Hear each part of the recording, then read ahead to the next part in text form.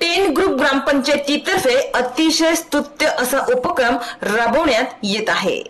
Ten group ग्रामपंचायतीतर्फे टाकोहार जिल्हा परिषद मराठी शाळेतील 1ली ते 4थीच्या विद्यार्थ्यांना वह्यांचे मोफत वाटप करण्यात आले।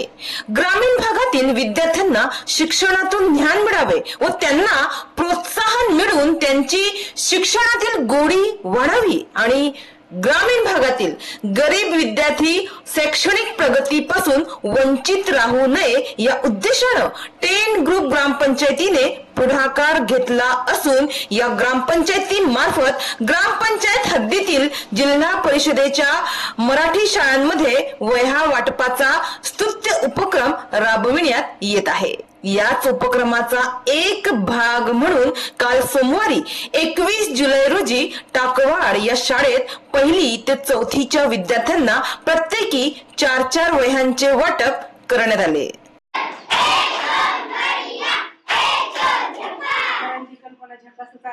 आणि एवढ्या सरपंच येऊन गेले पण मुलांना काही म्हणजे मिळालं नव्हतं, पण सर आले तसं आपल्या मुलांना भरपूर काही साहित्य पण भेटलं। शाळांची पण बऱ्याच प्रकारे सुधारणा झालेली आहे। आज आपल्याकडे ग्रुप ग्रामपंचायत तर्फे आपल्या 7 शाळांना त्यांनी वाटप करण्याचं मागच्याच वार्षिक संमेलनामध्ये बोललेले होते।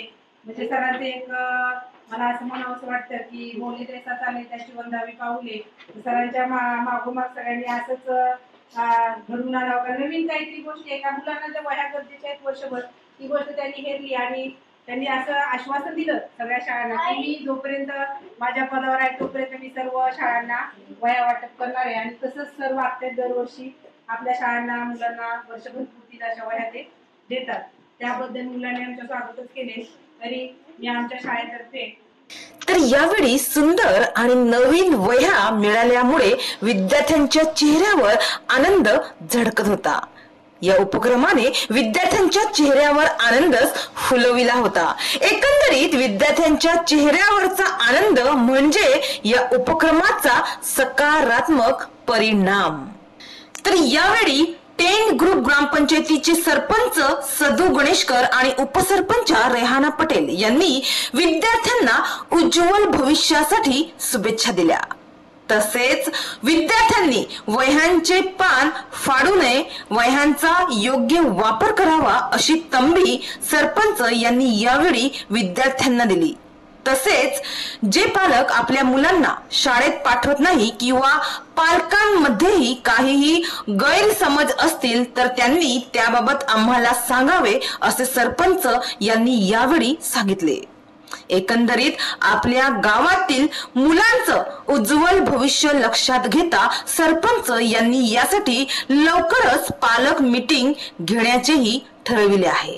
जे शिक्षणासाठी जेवढं आपल्या शाळेसाठी मदत करता येईल तेवढं आपण करत जाऊ। त्या वह्या असू दे किंवा कपडे असू दे किंवा अनेक शाळेसाठी काय अडचणी असतात त्या आपण सोडवायचा प्रयत्न करू। कारण ह्या परिस्थितीमध्ये आम्ही शिक्षणाला ह्या परिस्थितीत आम्ही गेले। आम्ही जेव्हा शिकत असताना ह्या वयामध्ये असताना म्हणजे एवढे वय असतं म्हणजे याच्यापेक्षा मध्ये असेल पण तेव्हा आम्हाला वह्या पण भेटत होत्या आणि वही भेटली तर आम्ही एक वह्याचे 2-2, 3-3 भाग करून आम्ही शिकलो। आणि हा एक त्याच्यानंतर आम्ही शिकल्यानंतर आम्हाला पण एक असं वाटलं का हे असा परिस्थिती आपल्या मुलावर येऊ नये का 2-2 भाग करून आणि भाग करून। त्याच्यामुळे आम्ही वह्या वाटपचा दरवर्षी आम्ही कार्यक्रम आहे ते ठेवणार आहे।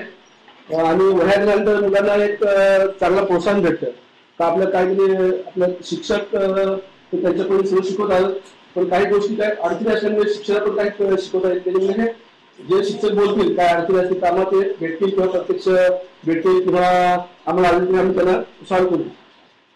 त्याचप्रमाणे कसं आहे पालक हे वह्या किंवा त्यांचे पण देतातच, सरकार पण त्यासाठी खर्च करतो पण आमचं पण एक कर्तव्य आहे का आपण पण आपल्या गावाच्या मुलासाठी काहीतरी करावं का ती मुलं एखादं मुलं आपण वह्यासाठी वही मिळून नाही तर ती शाळेत जाणार नाही असं एखादं मूल भेटलं तर आम्हाला खराब वाटेल म्हणून आम्ही हा वह्या वाटपाचा कार्यक्रम राबवला आहे। आपलं भविष्य घडवायचं असेल तर पालकांनी पण त्याच्यावरती मुलावरती लक्ष ठेवलं पाहिजे। मुलं गेलं पाहिजे जातीय अभ्यास करता हे सर्व लक्ष ठेवलं पाहिजे।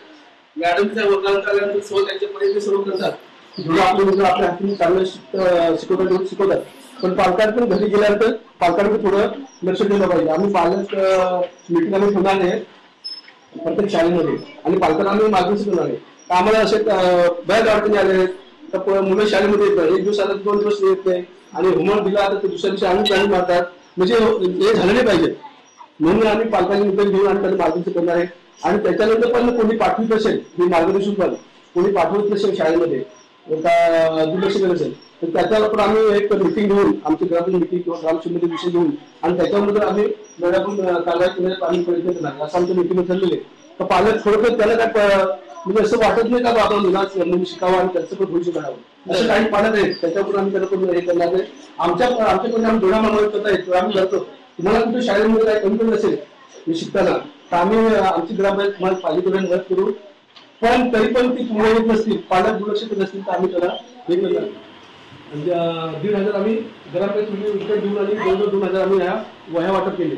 त्याच्यात ह्या वह्या तुम्ही घेताना म्हणजे व्यवस्थित फाडू नका त्या वह्या. मुलांना तुम्ही बघा आपण वही भेटली 1-2 काय भेटल्या त्या ते मुलावर काय पण त्याच्यावरती लिहू नका किंवा एखाद कागद फाडून फेकू नका.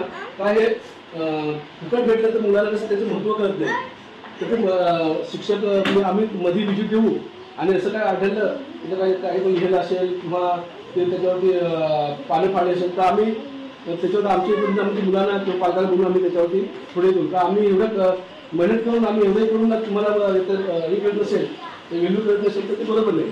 तर मुख्य आणि महत्वाचं म्हणजे टेन ग्रुप ग्रामपंचायतीचे सरपंच सदू गणेशकर यांनी टाकवाडच्या शाळेतील एका कार्यक्रमामध्ये शैक्षणिक मदत म्हणून मी विद्यार्थ्यांना प्रत्येक वर्षी वह्यांचे वाटप करणार असल्याचे आश्वासन त्यांनी दिले होते. त्यानुसार त्यांनी दिलेल्या आश्वासनावर मात्र ते खरे उतरले आहे असेच दिसून आलं आहे.